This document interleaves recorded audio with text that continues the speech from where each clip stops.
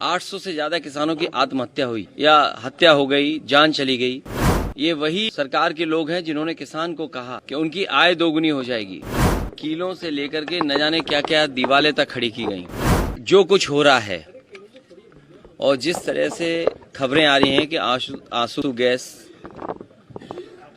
और उससे पहले किसानों को रोकने के लिए, आंदोलन को खत्म करने के लिए किलों से लेकर के न जाने क्या क्या दीवारें तक खड़ी की गई और प्रशासन के माध्यम से जो सरकार कर सकती थी वो सरकार कर रही है। दिल्ली की सरकार जानबूझ करके किसानों की आवाज दबाना चाहती है। ये वही सरकार के लोग हैं जिन्होंने किसान को कहा कि उनकी आय दोगुनी हो जाएगी, फसल की कीमत मिलेगी, एमएसपी लागू करेंगे। कुछ वर्षों पहले हमने और आपने देखा किसान आकर के धरने पे बैठ गए। 800 से ज्यादा किसानों की आत्महत्या हुई या हत्या हो गई, जान चली गई। लेकिन उसके बावजूद भी सरकार किसानों को एमएसपी देने के लिए तैयार नहीं है। तो जो सरकार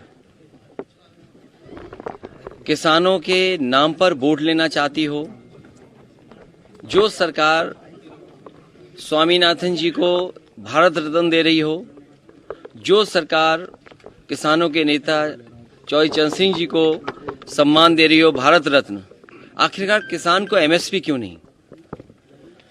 या एमएसपी देना नहीं चाहती सरकार?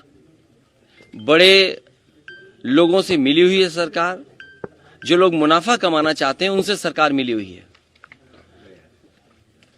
और उसी का परिणाम यह है कि किसान की आवाज दबाने के लिए लगातार सरकार इसी तरह का व्यवहार कर रही है किसानों के साथ।